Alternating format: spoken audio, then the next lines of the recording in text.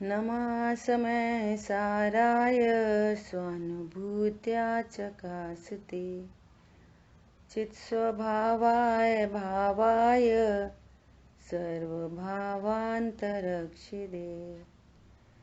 वन्दितु सव्वसिद्धे धूमचल्मणोवमं गदिं पत्ते ओक्ष्यामि समय पाहुड ब्रह्मोसुध केवली भड़िदम। समय सारजी ग्रंथादिराज मोक्ष अधिकार और आचार्य देव बहुत ही सुव्यवस्थित तरीके से जीव कैसे भेद विज्ञान करे और आत्मा का ग्रहण कैसे हो, ये पूरी एकदम व्यवस्थित विधि देते हुए आचार्य देव बात कर रहे हैं। अपन 298 299 गाथा का स्वाध्याय कर रहे थे। अब यहाँ पर आगे बात बढ़ती है। यहाँ पर चेतना उपयोग लक्षण चेतना की चर्चा चल रही है। चेतना ज्ञान दर्शन का व्यापार है। चेतना में दो गुणों की पर्याय शामिल है, दर्शन उपयोग और ज्ञान उपयोग, है ना। देखो क्या पढ़ रहे हैं आपके में, कौन सा पेज है? हमारे में तो 438 पेज नंबर है। जो गाथा है ना 289 टू 431 पीडीएफ। गाथा 298 299 की टीका अपन ने पढ़ ली थी, है ना। इसमें एक और एक्स्ट्रा टीका है, इसको अपन देख रहे हैं। यहाँ प्रश्न होता है, पहले टीका दी है, फिर भावार्थ दिया है, फिर वापस टीका दी है। यहाँ प्रश्न होता है कि चेतना दर्शन ज्ञान भेदों का उल्लंघन क्यों नहीं करती। अब आज अपने प्रश्न आ रहे थे लगातार, इसका क्या अर्थ है ना। अब इसके उत्तर स्वरूप गाथा आ रही है कि उल्लंघन क्यों नहीं करती, कि जिससे चेतयिता दृष्ट तथा ज्ञाता है, उसका उत्तर कहते हैं। प्रथम तो चेतना प्रतिभास रूप है, वह चेतना द्वैरूपता का उल्लंघन नहीं करती, क्योंकि समस्त वस्तुएं सामान्य विशेषात्मक हैं। सभी वस्तुएं सामान्य विशेष स्वरूप हैं, इसलिए उन्हें प्रतिभासने वाली चेतना भी द्वैरूपता का उल्लंघन नहीं करती। उसके जो दो रूप हैं वे दर्शन और ज्ञान हैं, इसलिए वह दर्शन ज्ञान का उल्लंघन नहीं करती। देखो कितनी बढ़िया बात कह रहे हैं। प्रकृति में कैसी व्यवस्थित व्यवस्था है। जो वस्तुएं होती हैं विश्व में, सारी ही वस्तुएं सामान्य विशेषात्मक हैं। विश्व में सारी अनंत धर्मात्मक वस्तु है ना, उसमें सामान्यपना भी है, विशेषपना भी है ना। सामान्य अभेद को ग्रहण करता है, विशेष भेदों को ग्रहण करता है। दृष्टांत समझो कि एक प्रोग्राम में 10 लोग आए, सामान्यपने देखेंगे तो सब मनुष्य मनुष्य मनुष्य मनुष्य मनुष्य, ये सामान्य। अब कोई डॉक्टर है, कोई इंजीनियर है ना, कोई अध्यक्ष है, अब ये सब हो गए विशेष, ठीक है। ऐसा सामान्य विशेषात्मक। दूसरा एग्जाम्पल ले लो, कपड़ा है। कपड़ा अपन कपड़ा देख रहे हैं, बस कपड़ा। तो क्या देखेंगे? सामान्य। अब ये टेरिकॉट का कपड़ा है, ये कॉटन है, ये जॉर्जेट है, ये सब क्या हो गए? विशेष। तो विश्व की प्रत्येक वस्तु सामान्य विशेषात्मक होती है। ठीक है। ऐसे ही सामान्य विशेष का दूसरा मीनिंग है कि अभेद और भेद देखने लग गए जैसे, तो विशेष। तो कह रहे हैं कि एक सामान्य का प्रतिभास करने के लिए एक पर्याय चाहिए थी, क्योंकि वस्तु सामान्य विशेषात्मक है। तो सामान्य को जानने वाला दर्शन उपयोग और विशेष को जानने वाला ज्ञान उपयोग। जो दर्शन उपयोग है उसमें एक सामान्य प्रतिभास होता है किसी भी पदार्थ का, सामान्य प्रतिभास। सबसे पहले सामान्य अवलोकन, और फिर ज्ञान उसमें भेद डालेगा, भेद से देख लेगा, विशेष रूप से देख लेगा, है ना। तो कह रहे हैं कि ये जो चेतना है वो दर्शन ज्ञान भेदों का उल्लंघन क्यों नहीं करती? तो कह रहे हैं प्रथम तो चेतना प्रतिभास रूप है और वह चेतना द्विरूपता का उल्लंघन नहीं करती, क्योंकि समस्त वस्तुएं सामान्य विशेषात्मक होती हैं, है ना। तो सभी वस्तुएं सामान्य विशेष स्वरूप हैं, इसलिए उन्हें प्रतिभासने वाली चेतना भी द्विरूपता का उल्लंघन नहीं करती। उसके जो दो रूप हैं वे दर्शन और ज्ञान हैं। उपयोग के दो रूप हैं, दर्शन और ज्ञान। तो दर्शन उपयोग वस्तु को सामान्य ग्रहण करता है और ज्ञान उपयोग वस्तु के विशेष स्वरूप को जानता है। ऐसा जानना, देखना। ठीक है। अब उपयोग का अपन पहले भी चर्चा कर चुके कि आत्मा का लक्षण क्या है, तो उपयोग न बोलते हुए ज्ञान बोल देते हैं। आत्मा का लक्षण ज्ञान है। आत्मा क्या करता है? जानता, देखता है ना। तो चूंकि दर्शन उपयोग प्रोसेस में आता है, वो सामान्य का प्रतिभास मात्र करता है, विशेष रूप से तो ज्ञान नहीं जानता है। तो दर्शन उपयोग तो प्रोसेस में आने वाली चीज है। दर्शन उपयोग सामान्य को ग्रहण करता है, ये वाली बात तो सही है। जब तक दर्शन उपयोग नहीं होगा तब तक ज्ञान उपयोग नहीं होगा। जिन चीजों का दर्शन उपयोग उन्हीं चीजों का ज्ञान उपयोग। परंतु दर्शन उपयोग का न तो कोई मोक्ष मार्ग में बहुत बड़ा रोल है और न संसार मार्ग में कोई रोल है। दर्शन उपयोग के कारण न मिथ्या दर्शन होता न सम्यक दर्शन होता। तो अपन डायरेक्ट ऐसा बोल देते हैं, आत्मा का लक्षण क्या? कि ज्ञान। ज्ञान बोला लेकिन उसमें दर्शन शामिल है, अंडरस्टूड है, ऐसा समझना चाहिए। क्योंकि आत्मा का लक्षण उपयोग है और उपयोग में दो गुणों की पर्याय है। क्यों? सामान्य को जानने वाला दर्शन उपयोग और विशेष को जानने वाला ज्ञान उपयोग। और यदि अपन अकेला ज्ञान कहेंगे तो भी प्रॉब्लम नहीं है, परंतु अंडरस्टूड होना चाहिए, अनुक्त का ज्ञान रहना चाहिए।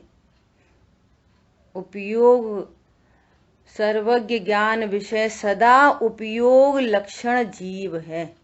जीव का लक्षण उपयोग है और उपयोग में ज्ञान दर्शन का व्यापार है।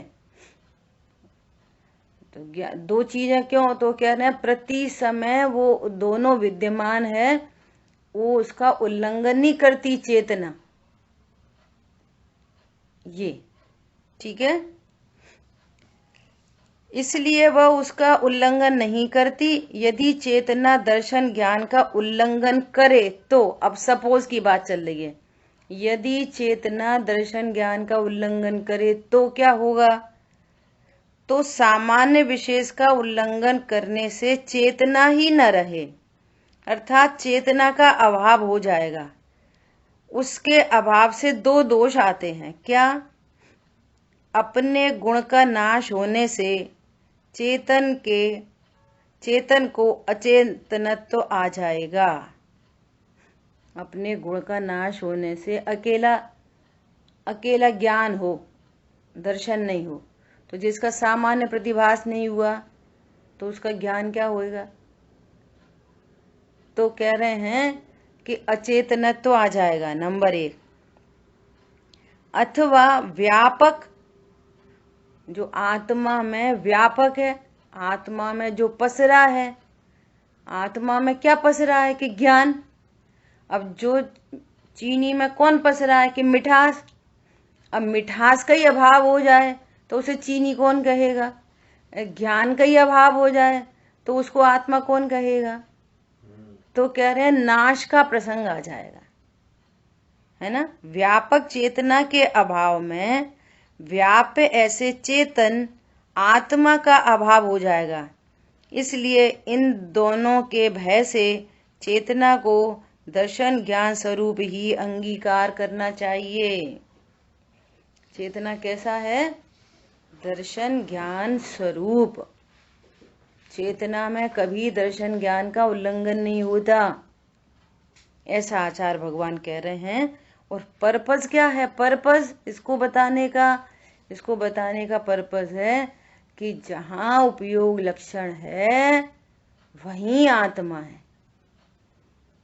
उपयोग लक्षण ज्ञान का वेदन और आत्मा का ग्रहण, ज्ञान का वेदन आत्मा का ग्रहण, मिठास का वेदन चीनी का ग्रहण, खटास का वेदन नींबू का ग्रहण। हम ये काम पहले से कर ही रहे हैं।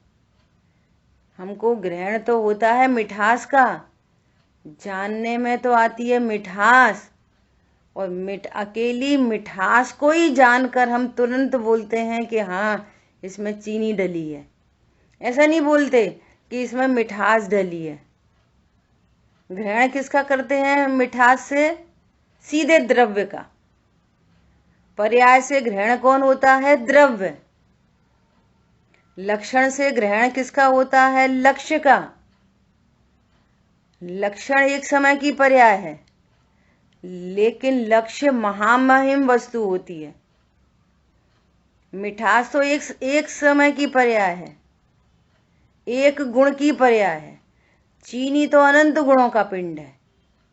तो मिठास के माध्यम से हम चीनी को ग्रहण करते हैं, इसी प्रकार ज्ञान के माध्यम से हम ज्ञायक को ग्रहण करते हैं, ऐसा।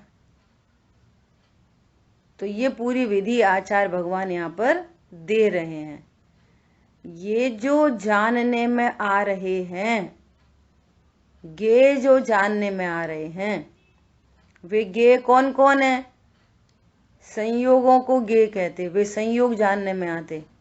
दुकान, मकान, पत्नी, बच्चे आदि आदि, देव, शास, गुरु, ये सब संयोग की कोटि में चले जाते। शरीर जानने में आ रहा है, वो भी गे। कर्म डायरेक्ट जानने में आते नहीं। कषाय जानने में आ रही, शुभ भाव अशुभ भाव वे जानने में आ रही हैं। आगे बहुत सुंदर कलश और गाथाएं आ रही हैं, बहुत गजब की। वे कषाय जानने में आ रही हैं, करता नहीं। ऐसे बार बार आता है ना, फिर अपने परिणाम हो जाते, फिर हम अपने को दया आ जाती, फिर अपने को क्रोध आ जाता। अरे आ नहीं जाता, अपने को नहीं आ जाता, अपने को उनका ज्ञान होता है। अब जब इतनी बात क्लियर हो कि अपने को उनका ज्ञान मात्र होता है, अपन करते नहीं, इतनी बात क्लियर हो तो आगे बढ़े कि अरे वे गे हैं, वो भी गे हैं, और देखो मेरे ज्ञान में ये जानने में आ रहे हैं। तो गे गौड़ होता है और ज्ञान प्रसिद्ध होता है, और जहां ज्ञान प्रसिद्ध हुआ वहां आत्मा का अनुभव हो गया। बस प्रसिद्धि किसकी है, गेयों की। और अभी गेयों की प्रसिद्धि नहीं, गे का करता ही देख रहा है, तो अभी तो पूरा पूरा मिथ्यात्व है। क्या बोला? अभी ज्ञेयों की प्रसिद्धि नहीं, ज्ञेयों में कर्तापन यदि विद्यमान है, अभी शरीर का कर्तापन विद्यमान है, मेरा हाथ, मेरा पैर। पॉइंट समझ में आया? अरे मेरे हाथ से गलती हो गई, अब मेरे पैर से गलती हो गई, तो अभी तो बात है, फिर अभी तो तत्व निर्णय ही नहीं हुआ। अभी तो पॉइंट पकड़ में आया? देह की क्रिया मेरी नहीं, देह की क्रिया का ज्ञाता, शुभ अशुभ भाव का कर्ता नहीं, शुभ अशुभ भाव का ज्ञाता। और जहां ज्ञाता है वो ही आत्मा है, ज्ञानानुभूति ही आत्मानुभूति है। ऐसा पूरी आत्मानुभूति की विधि है ये, पूरी प्रोसेस। क्या समझ में आया? ठीक है। अब देखो, बहुत ही सुंदर कलश है। आगे जो 2-3 कलश आ रहे हैं बहुत ही गजब के हैं, और गाथाएं बहुत गजब की हैं। हाँ जी बोलिए। इसमें जो उल्लंघन की बात की, तो उसमें उन्होंने उल्लंघन की बात इसलिए की क्योंकि जैसे उन्होंने नीचे कहा कि यदि अगर दर्शन ज्ञान चेतना अगर उल्लंघन करे तो क्या दिक्कत आएगी, तो उन्होंने मतलब बोला तो ये दर्शन गुण का नाश हो रहा है इस पॉइंट पे, इसलिए उन्होंने ऐसा बोला। अगर मान लो ज्ञान गुण ही अगर उसको उल्लंघन करके बोले सब तू नहीं जानेगा तो मैं तो जान ही लेता हूँ, तो उसमें जो है उस गुण का नाश होने का प्रसंग आएगा। इस कारण से उन्होंने ये दोष बताए। दो कारण बताए हैं। एक कारण तो ये भी बताया है कि चूंकि वस्तु है ना जो, वो सामान्य विशेषात्मक होती है। सामान्य को जानने वाला दर्शन उपयोग और विशेष को जानने वाला ज्ञान उपयोग। ऐसा ये एक तो ये प्रसंग आ रहा है। फिर वो कह रहे हैं इनमें से किसी एक का यदि उल्लंघन किया जाए तो आत्मा में अचेतनत्व का प्रसंग आ जाएगा। देखो कल इतनी बढ़िया बात करी, सुनो 1 मिनट वो देना जरा, द्रव्य संग्रह ग्रंथ। हाँ हाँ बोलिए। बात ये है कि जैसे चेतना एक पूरी वस्तु और इसमें दो होते हैं, दर्शन और ज्ञान है ना, सामान्य और चेतना पूरी वस्तु को नहीं कहते है। चेतना पूरी वस्तु, पूरी वस्तु को चेतना नहीं कहते, पूरी वस्तु को कहते चेतन, और चेतना है पर्याय, और चैतन्य आदि है गुण। चेतन, चैतन्य और चेतना, ऐसे मतलब चेतना की जो शक्ति है वो इन दोनों गुणों के अंदर है। बस ऐसा। नहीं, एक गुण का अभाव हुआ तो चेतन डिस्टर्ब, बस इतनी बात है। एक गुण से चेतना डिस्टर्ब हुई, चेतना से चेतन, बस ऐसा। ठीक है। देखो इसी बात को अपन दूसरे एंगल से कल परसों भी द्रव्य संग्रह ग्रंथ में कितनी गजब की बात आई। देखो क्या गजब की बात आई। कह रहे हैं कि जो द्रव्य है, द्रव्य प्रमाण का द्रव्य, जो प्रमाण का द्रव्य है वो त्रिकालवर्ती पर्यायों का पिंड है। द्रव्य क्या है? त्रिकालवर्ती पर्यायों का पिंड। ऐसा तो कह रहे हैं जिस द्रव्य की भूतकाल की पर्याय हो गई वे तो कम नहीं करी जा सकती, भूत की जितनी हो गई वे तो हो चुकी। ठीक है। द्रव्य की भविष्य की जो पर्याय है वे कम नहीं की जा सकती, वे तो जब होंगी तब होंगी। अब है एक समय की वर्तमान की पर्याय। अब देखना, बहुत ध्यान से सुनना। अब वर्तमान में एक समय की पर्याय में अज्ञानी जीव गड़बड़ घोटाला करता है। गलती जो चल रही है वो भूतकाल की तो हो चुकी गलतियां, उसकी तो कोई मैटर नहीं है। भविष्य में क्या होगा सो होएगा। समस्या तो हमेशा वर्तमान की है। क्या बोला? तो अब वर्तमान की एक पर्याय में इसका घोटाला है ना। क्या वर्तमान की पर्याय में क्या घोटाला है? कि ये घोटाला है वर्तमान की पर्याय में कि ये समझता है कि जो वर्तमान पर्याय में राग उत्पन्न हुआ है ना, कुछ भी दोनों समझ लो, वर्तमान पर्याय में प्रत्येक वर्तमान में ज्ञान श्रद्धाचार की पर्याय उत्पन्न हो रही है,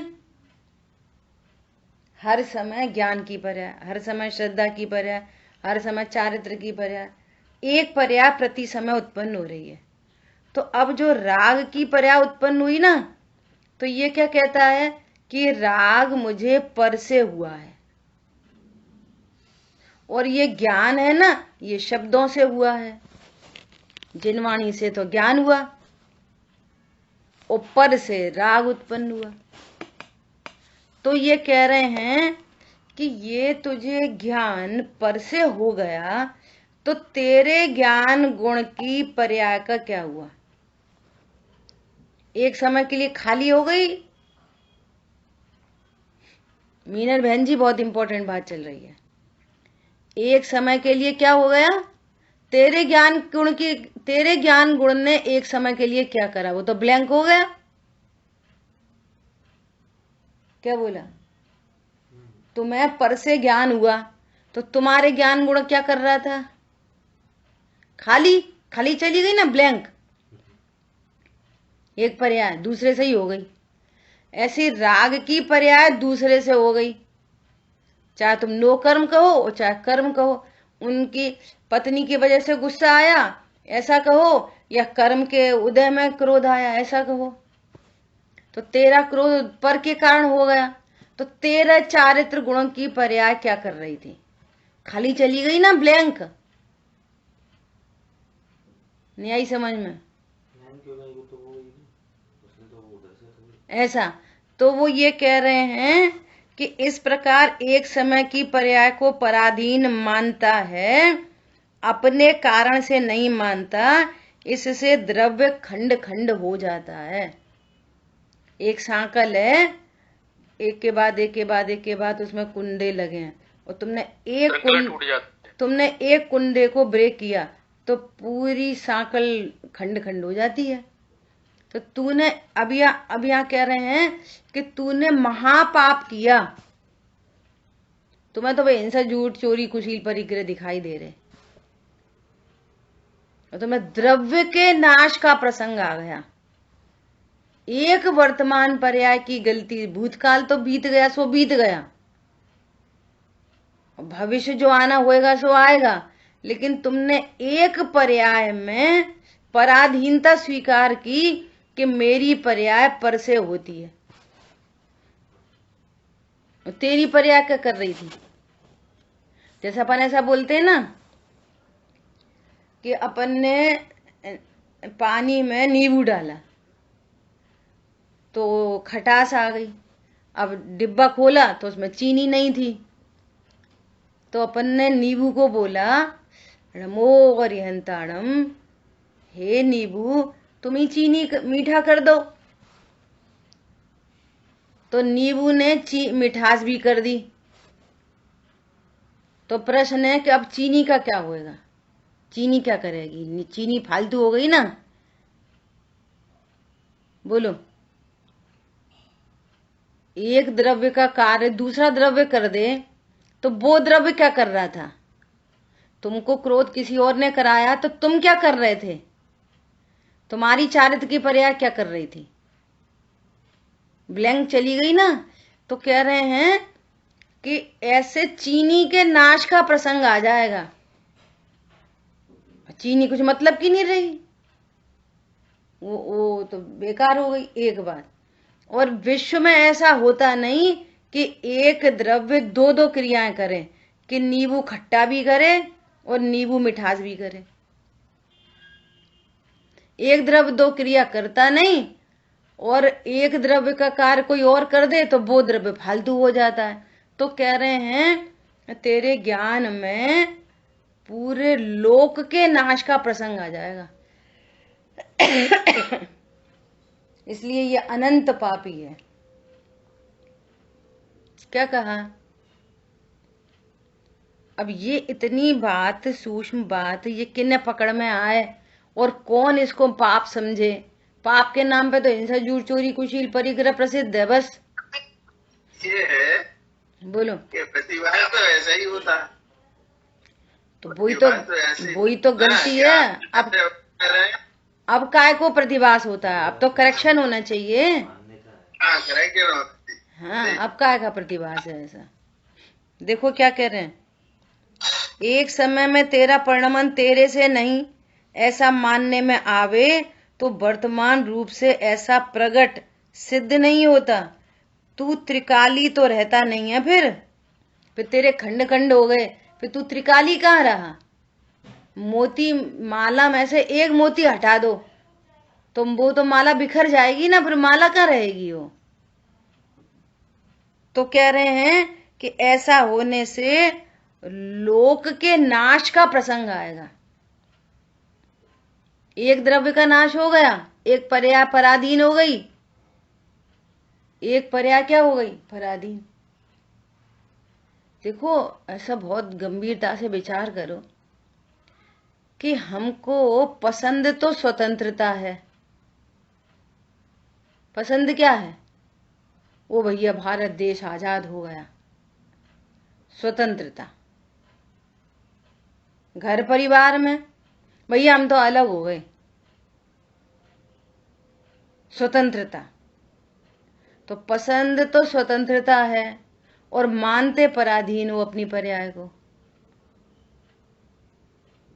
क्या नहीं समझ में आई? पसंद तो स्वतंत्रता है ना? तो जब स्वतंत्रता पसंद है तो द्रव्य स्वतंत्र, गुण स्वतंत्र, पर्याय भी स्वतंत्र। तो पर्याय पराधीन कहाँ है कि मेरी पर्याय किसी और से होएगी, कोई और मेरी पर्याय को करता है।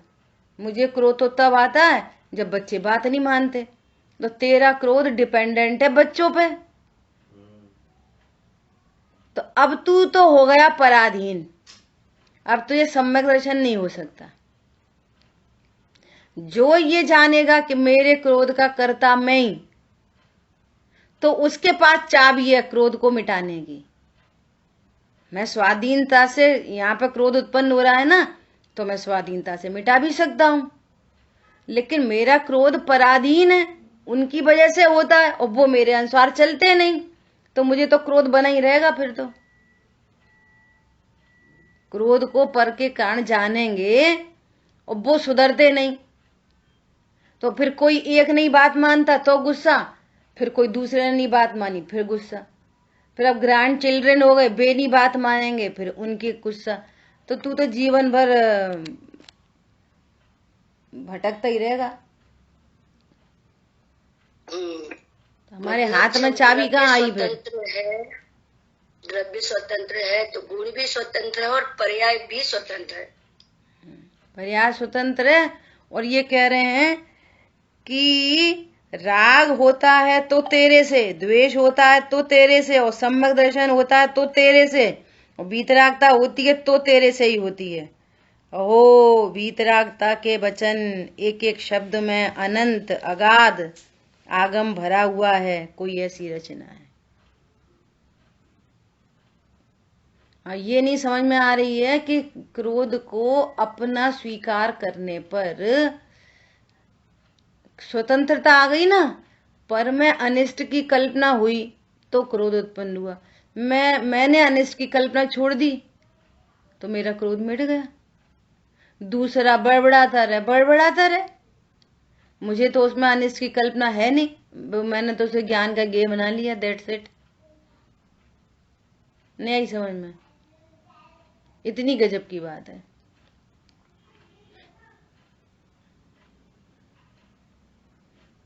मैं आज ग्रुप पे एक वो है शंकराचार्य हैं, कौन है, सिर्फ उनकी क्लिपिंग भेजेंगे। देखो कि वे अन्य मती भी, उनके पास द्रव्य गुण पर्याय तो है नहीं, लेकिन वे भी किस लॉजिक से क्रोध के अभाव का स्वरूप कहते हैं। ये सुनना, थोड़ी सी सुनी मैंने 2-4 मिनट की, अब पता नहीं वो कितनी बड़ी है, स्टार्टिंग का ही सुनना। क्या बोल रहे हैं कि किसी दूसरे ने तो मिस्टेक की, मिस्टेक है दूसरे की, है ना, और क्रोध हुआ खुद को, तो तुमने हर्ट किसको किया?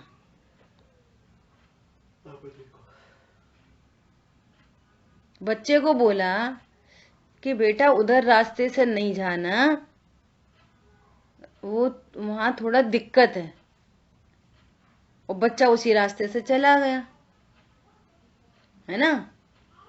और फिर तुमने क्रोध किया जोर जोर की, सुनते नहीं हो, वो नहीं। तो आपने हर्ट किसको किया, बच्चे को कि अपने को? पहले तो यही निर्णय करें। मिथ्या दृष्टि को ये इतनी बात भी समझ में नहीं आती है। हर्ट किसको किया?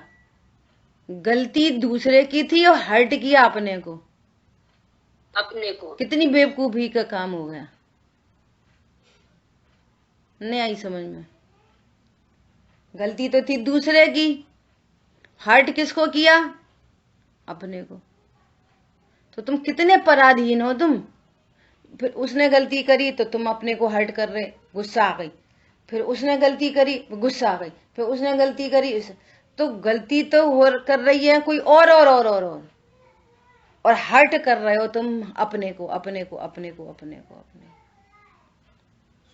को। मां तो ये वाली बात है नहीं क्या, इष्ट की कल्पना है, इष्ट की कल्पना है। पॉइंट समझ में आ रहा है? तो तुम तो सब इसमें तो आपका जो है, कल जो हैदराबाद वाला आप लोगों ने किस्सा सुनाया था, उसमें भी सेम कंडीशन है। हाँ, बोलो। गलती कर रहा है कोई और, हर्ट कर रहे अपने को। अब अपने इधर से आ जाओ। मां तो इतना मैसेज था बस, है ना, जितना मैंने सुना उसमें ये मैसेज था। अब अपन करो कि उस क्रोध से बंद किसको होएगा? दूसरे को, अपने को। तुमने वर्तमान बिगाड़ लिया, भविष्य बिगाड़ लिया। भविष्य में उदय आएगा इस क्रोध का। इस क्रोध से फिर अकेला चारित्र मोहिनी नहीं बंधा, ज्ञानावरणी बंधा। तीव्र तीव्र कषाय से घाती कर्म तीव्र बनते हैं, और मंद कषाय से भी घाती कर्म बनते हैं। वीतरागता से छूटते हैं घाती कर्म। तो क्या कहा? घाती कर्म की निर्जरा तो वीतरागता से होती है। वे तो तीव्र कषाय में भी बनते और मंद कषाय से भी बनते। तीव्र कषाय से तीव्र बनते, मंद कषाय से मंद बनते। घाती कर्म तो दोनों ही केस में बनते। घाती कर्म तो स्वभाव की सन्मुखता से छूटते हैं। बोलो कितना नुकसान है। और यहां अपन चर्चा कर रहे हैं उपयोग लक्षण की। यहां चर्चा किसकी कर रहे हैं? उपयोग लक्षण की। वो कह रहे हैं कि ज्ञान चेतना, वो चेतना दर्शन ज्ञान का उल्लंघन नहीं करती। चर्चा है इतनी सूक्ष्म और दृष्टि है इतनी स्थूल। बोलो, कल्पना करो। समझ आ गई बात? सो कह रहे हैं कि वीर सागर जी भाई साहब कहते हैं कि दुनिया में दो ही वाद चल रहे हैं, दो। एक अनेकांतवाद और एक आतंकवाद। जो एकांती है वो क्या है? आतंकवादी। दूसरे का कौन क्या नाश करेगा? ये अपना ही नाश करता है, अपनी हत्या करता है, अपने को कर्म बंधन में डालता है। और एक है अनेकांतवाद। अनेकांतवाद को जो समझता है, पर पदार्थों में इष्ट अनिष्ट की कल्पना मिटती है, अपना सामान्य विशेष स्वरूप पता चलता है। ओहो, मैं भी भगवान जैसा हूं, मैं सुख स्वरूप हूं। स्वभाव के आश्रय सुख प्रकट होता है। अनेकांतवादी को सुख होता है, और एकांतवादी क्या है? आतंकवादी है। घड़ी घड़ी आतंक मचा रहता है इसलिए घरों में। वो अनेकांतवादी है, वो अपना आनंद करता है, चीजों को गौड़ करता है, मुख्य करता है। औदिक भाव को क्या करता है? गौड़। भगवान को क्या करता है? मुख्य। समझ आ गई बात? देखो आगे जगत, अपन श्लोकार्थ पढ़ते हैं डायरेक्ट 183। अब इस अर्थ का कलश रूप काव्य कहते हैं 183 कलश का श्लोकार्थ। जगत में निश्चयतः चेतना अद्वैत है, तथापि यदि वह दर्शन ज्ञान को छोड़ दे तो सामान्य विशेष रूप के अभाव से वह चेतना अपने अस्तित्व को छोड़ देगी, और इस प्रकार चेतना अपने अस्तित्व को छोड़ने पर चेतन के जड़त्व आ जाएगा, अर्थात आत्मा जड़ हो जाए। नंबर 1। नंबर 2, व्यापक के बिना व्याप्य जो आत्मा वह नष्ट हो जाएगा। इस प्रकार 2 दोष आते हैं, इसलिए चेतना नियम से दर्शन ज्ञान रूप ही हो। अभी अभी जो बात कही उसी को अमृतचंद्राचार्य देव ने कलश में गुनगुना दिया और उसका ये अर्थ है। और इसका विशेष भाव, अपनी चर्चा हालांकि बहुत हो चुकी है, और इसका विशेष भाव देखो अभी भावार्थ में ग्रहण होगा। भावार्थ में फिर से कह रहे हैं, समस्त वस्तुएं सामान्य विशेषात्मक हैं, इसलिए उन्हें प्रतिभासने वाली चेतना भी सामान्य प्रतिभास रूप दर्शन रूप और विशेष प्रतिभास रूप ज्ञान रूप होनी चाहिए। यदि चेतना अपनी दर्शन ज्ञान रूपता को छोड़ दे तो चेतना का ही अभाव होने पर, या चेतन आत्मा को अपने चेतना गुण का अभाव होने पर जड़त्व आ जाएगा, अथवा तो व्यापक के अभाव से व्याप्य ऐसे आत्मा का अभाव हो जाएगा। व्यापक व्याप्य समझ में आ रहा है? द्रव्य होता है व्याप्य, और द्रव्य में पसरा रहता है उसके गुण पर्याय। तो द्रव्य है व्याप्य और चेतना है व्यापक। आत्मा में क्या पसरा है? सर्वांग में ज्ञान ज्ञान ज्ञान ज्ञान ज्ञान ज्ञान ज्ञान, जैसे चीनी में मिठास। जैसे चीनी में मिठास है ना। तो ज्ञान पसरा है, तो ज्ञान के साथ में क्या कह रहे हैं? दर्शन ज्ञान रूप उपयोग पसरा है, ऐसा। तो यदि वो उल्लंघन कर दे तो फिर व्यापक का अभाव होने से व्याप्य का अभाव हो जाएगा, ये कहना चाह रहे हैं। और ऊपर के पॉइंट में कह रहे हैं कि यदि वो ज्ञान दर्शन का उल्लंघन हो जाए तो फिर जड़त्व का प्रसंग आ जाएगा। और इसका बहुत सरलतम स्वरूप क्या है, अब ब्रैकेट में दे रहे हैं भावार्थकार, जिसकी चर्चा अपनी कल हो गई। क्या हो गई? चेतना आत्मा की सर्व अवस्थाओं में व्याप्त होने से व्यापक है। चेतना आत्मा की सर्व अवस्थाओं में, उसकी सर्व अवस्था क्या क्या सर्व अवस्था है? एक बार व्यंजन पर्याय से ले लो।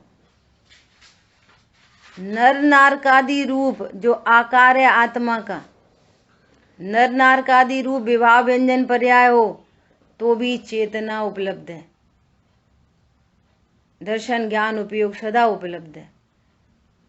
ज्ञान में मति शुद्ध अवधि मन पर्य केवल ज्ञान, कोई सा ज्ञान हो, चेतना उपलब्ध है। राग में तीव्रतम कषाय हो, तीव्र हो, मंद हो, वीतरागता हो, एनी पर्याय चेतना उपलब्ध है, ये कहना चाह रहे। क्या कह रहे? चेतना आत्मा की सर्व अवस्थाओं में व्याप्त होने से व्यापक है, और आत्मा चेतन होने से चेतना का व्याप्य है।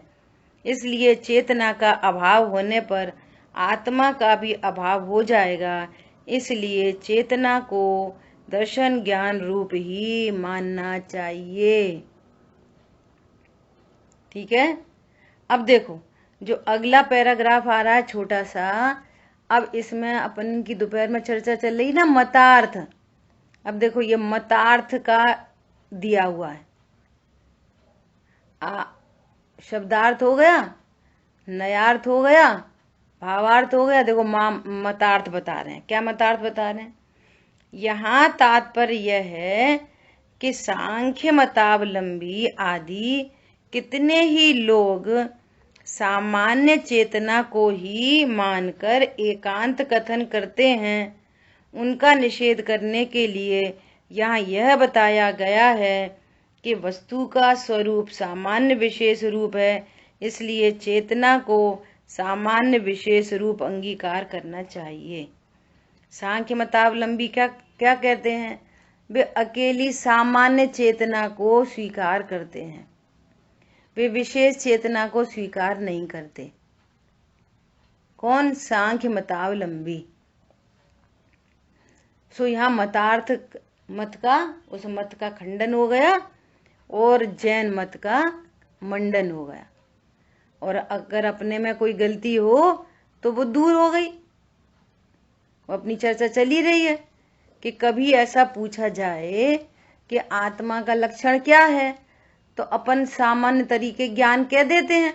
और पीछे भी बहुत चर्चा, खुद आचार्य भगवान ने ज्ञान कहा है ना। तो वहां पर क्या स्वरूप समझना चाहिए? उपयोगो लक्षणम। ज्ञान कहने पर भी सामान्य चेतना को हम स्वीकार करते हैं। क्यों स्वीकार करते हैं? कि दर्शन उपयोग का कार्य सामान्य को जानना, ज्ञान का कार्य विशेष को जानना। तो पूरी वस्तु जानने में आ रही है, क्योंकि वस्तु जिसको अपन जानते हैं वो सामान्य विशेषात्मक होती है। सामान्य को जानने वाली सामान्य चेतना, विशेष को जानने वाली विशेष चेतना, ऐसा। ठीक है। अब देखो गजब का श्लोक है। गजब का श्लोक क्या है?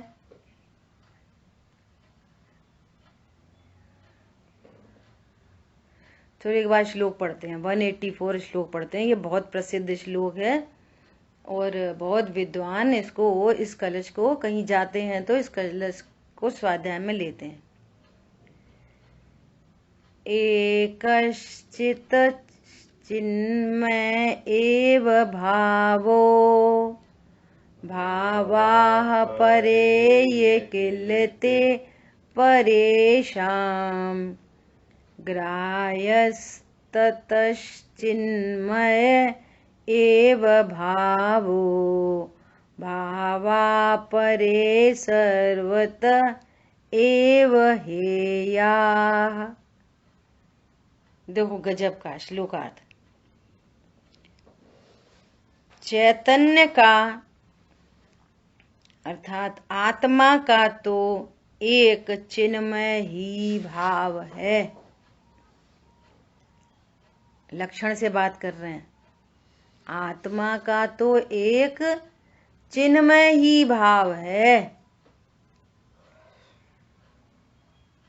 चीनी का तो एक मिठास भाव है। चीनी का तो एक लक्षण से बात कर रहे हैं और अनेक भाव हैं अंदर। आत्मा का तो एक चिन्मय ही भाव है और जो अन्य भाव हैं, इसके अलावा जो अन्य भाव हैं वे वास्तव में दूसरों के भाव हैं। अन्य जो खटास है, खारापन है, शीतलता है, वो चीनी का भाव नहीं, वे तो अन्य के भाव है। शिकंजी में 4 चीजें हैं। चीनी का क्या भाव है? चीनी का तो एक मिठास भाव है। अन्य जो खट्टा खारा शीतलपना है वे तो अन्य के ही भाव हैं। इतनी सरल बात है। ऐसे यहाँ शिकंजी है। जीव, पुद्गल, अजीव, आश्रब बंध, ये 4 चीजों की शिकंजी है। अब ये क्या कहता है यहाँ 4 चीजों में? मैं जानने वाला भी हूं और मैं शरीर भी हूं। शरीर की क्रिया कौन करता है? शरीर की क्रिया कौन करता है?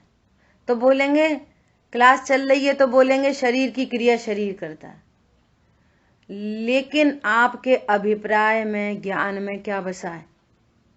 अरे हमारे पैर से गलती हो गई, अरे हमसे गलती हो गई, अरे हमें धोखे में से शब्द निकल गए, हम तो बोलना नहीं चाह रहे थे पर बोल पड़े हम तो, अरे हमने तो बहुत अच्छी पूजा गाई, अरे हमने तो बहुत अच्छा स्वाध्याय कराई।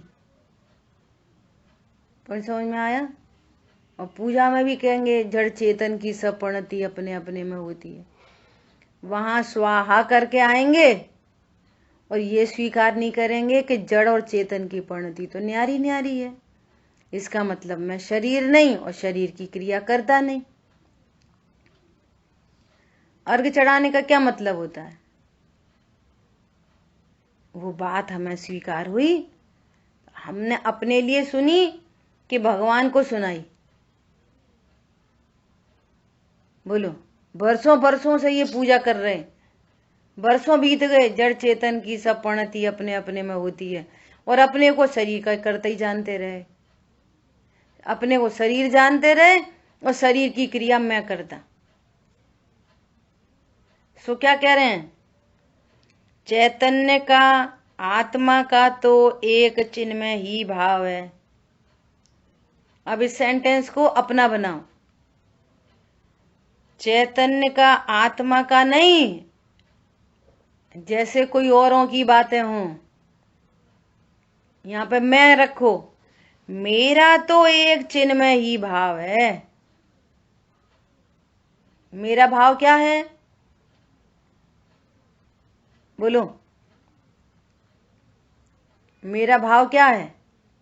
एक चिन्मय ही भाव है, एक जानन जानन जानन जानन, उपयोग लक्षण, जानना देखना, जानना देखना, जानना देखना, यही मेरा भाव है बस।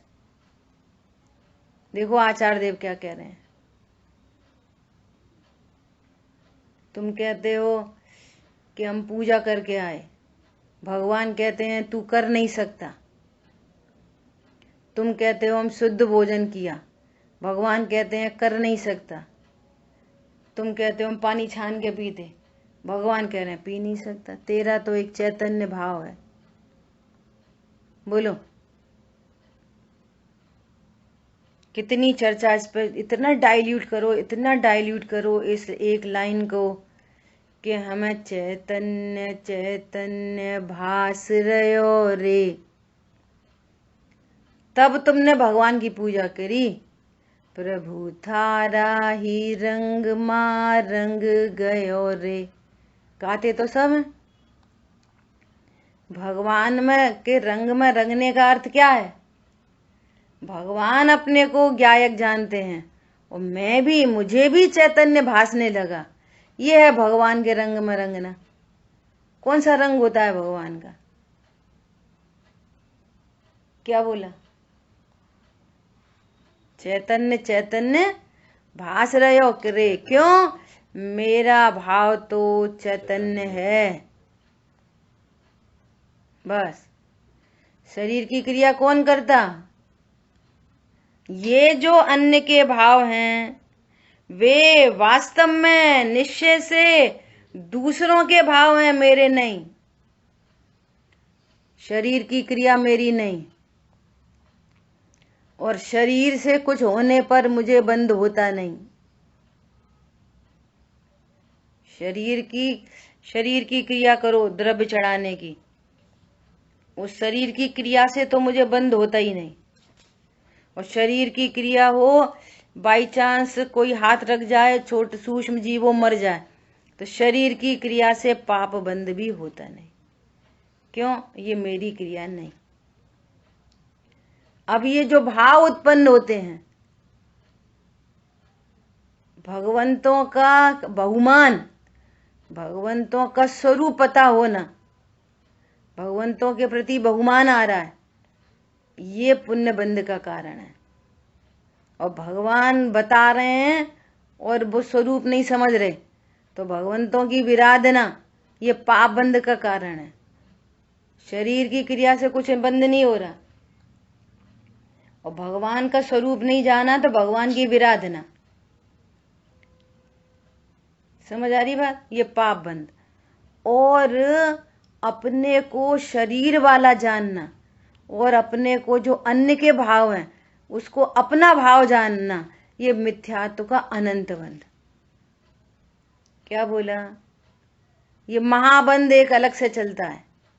अभी करेंगे चर्चा आगे कि कोई सज्जन पुरुष कभी पर की चीज को अपना नहीं कहता। कोई सज्जन है और तुम्हारे घर में कोई चीज रखी है तो वो उसको अपना नहीं कहता, वो निशंक रहता है।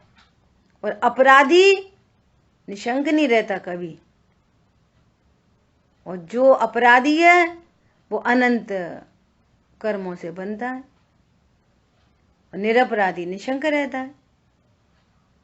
ऐसा सो क्या कह रहे हैं?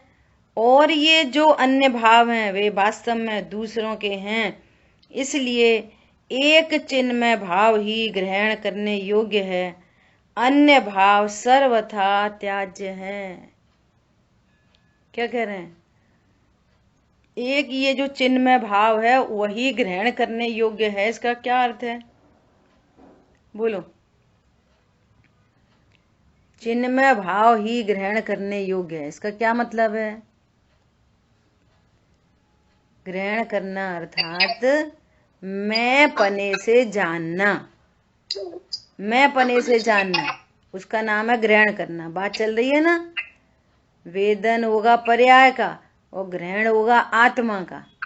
ऐसे ही ये जो चैतन्य भाव है, ये जो जानना रूप जो भाव है, यही मैं हूं, यही मैं हूं।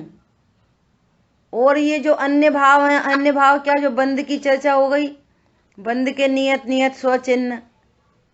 ये जो आकुलता रूप भाव है ये मेरा भाव नहीं। ये जो राग रूप परिणाम है ये मेरा परिणाम नहीं। ये तीव्र कषाय मंद कषाय पूजा का भाव, पेट पूजा का भाव मेरा नहीं। पानी छान के पीने का भाव मेरा भाव नहीं। समझ में आ रही है बात? अरे खतरनाक बात है बहुत। अनछना पानी इस्तेमाल करने वाला भाव भी मेरा नहीं।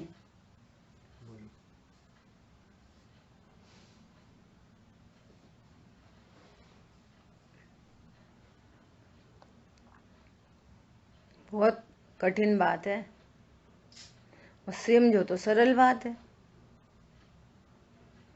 बात यहाँ चरणानियों की नहीं चल रही। बात ये चल रही है तुम कौन हो, परिणाम कौन है, और कोई परिणाम कैसा उत्पन्न हो सकता है, कोई परिणाम कैसा उत्पन्न होता है। बात ये है कि मैं कौन हूं। ये कहानी भूलने से भाव होता है, लेकिन ये भाव मेरा नहीं। हाँ। और कह रहे हैं जो शरीर है वो स्पर्श रसगंध वर्णमयी है।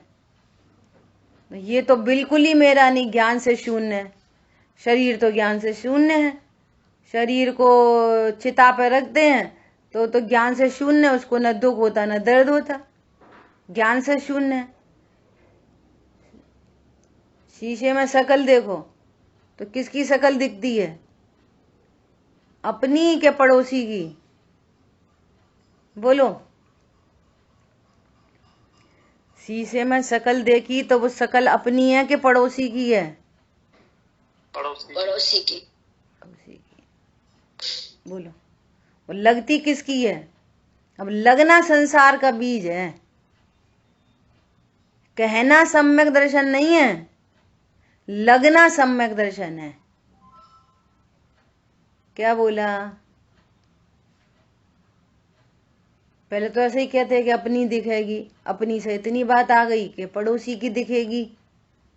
चलो वचनों में करेक्शन हुआ, अब ये भावों में करेक्शन हो। अब ऐसा लगे कि ये मेरी शकल नहीं, ये मैं नहीं, क्यों? ये भाव तो अन्य के हैं, इसको जानने वाला मैं हूं। जो इस देह को जान रहा है ना, वो मैं हूं। मुर्दा को खड़ा करो शीशे के सामने तो मुर्दा बोलता है ये मैं हूं, ज्ञान नहीं बोलता मैं हूं। पर समझ में आया? जो इस देह को जान रहा है वो मैं हूं। देह की क्रिया देह करता है, देह की क्रिया आत्मा से नहीं होती, आत्मा नहीं करता। ये जो अन्य भाव हैं वो वास्तव में पर के भाव हैं। अन्य भाव कौन कौन से? कि यहाँ की शिकंजी में जीव को छोड़कर जो अजीव आश्रय बंद है, ये अन्य के भाव हैं, मेरे भाव नहीं।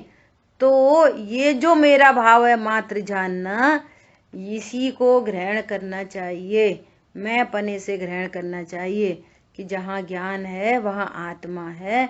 मैं ज्ञान स्वरूप हूँ, मैं जड़ स्वरूप नहीं। मैं ज्ञान स्वरूप हूँ, मैं राग स्वरूप नहीं। मैं ज्ञान स्वरूप हूँ, मैं कषाय स्वरूप नहीं। ऐसा, ठीक है? अन्य भाव सर्वथा त्याज्य हैं। त्याज्य है मतलब क्या? त्याग दो, शरीर को त्याग दो। त्याज्य है मतलब बोलो शांत।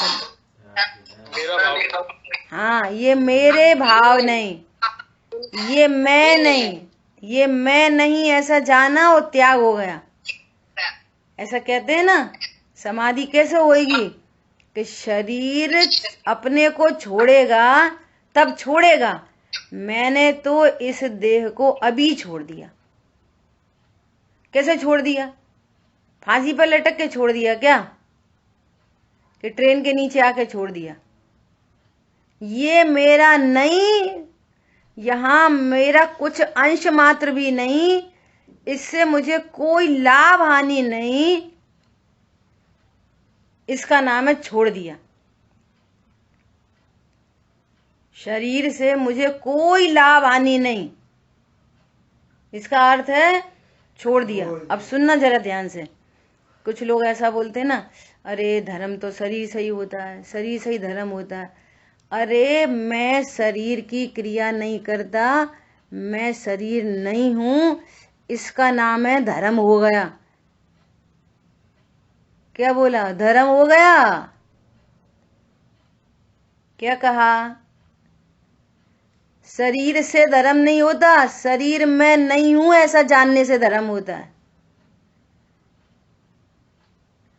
शरीर से धर्म मानने वाले को मिथ्या दर्शन होता है। क्या बोला भैया? अब तो बुढ़ापा हो गया। शरीर से धर्म मानने वाले को कितनी आकुलता होने वाली है भविष्य में। सुनो, उसका एक रूपक देख लो। क्या? अभी तो जवानी है, अभी तो सब चलता है, शरीर वरीर सब।